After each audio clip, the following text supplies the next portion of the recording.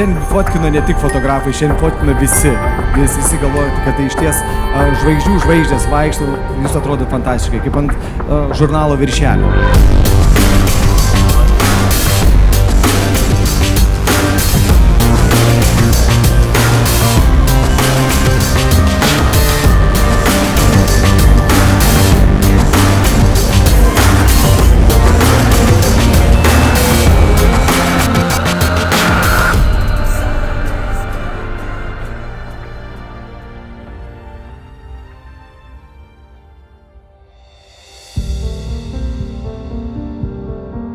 Visą savo gyvenimą laukiau, kol išsipildys mano noras.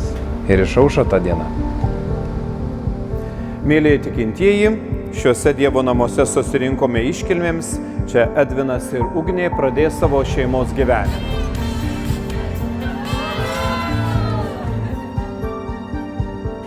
Kai jų vidus yra toks jautrus, kaip mes matom, bet kokie žodžiai, kuriais mes norėtume nusakyti tą jausmą, yra tiesiog nepakankami ir banalūs. Meilė kantri, meilė maloninga, ji nepavydi, meilė nesididžiuoja ir neišpuiksta. Ji visą pakelia, visą tiki, viskuo ir viską ištveria. Meilė niekada nesibaigia. Esu beproto dėkinga, jog viskas taip susiklostė, kad šiandien aš tapsiu tavo žmona. Tikiu, jog būsime amžinai kartu, myliu tave, tavo būsima žmona, Ugnė. Ar jūs pasižadate santuokos kelyje visą gyvenimą vienas kitą mylėti ir gerbti? Taip.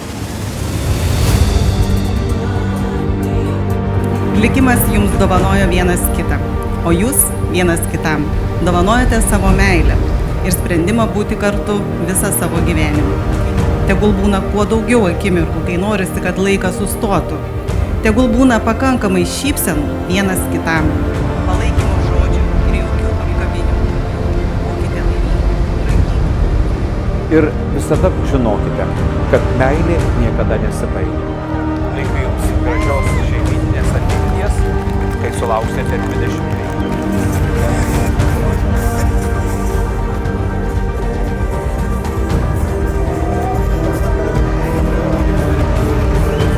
Ugnė, sveika atvykusi į mūsų šeimą. Ačiū tau, kad besąlygiškai myli mano sūnų ir padarei jį laimingiausiu žmogų pasaulyje.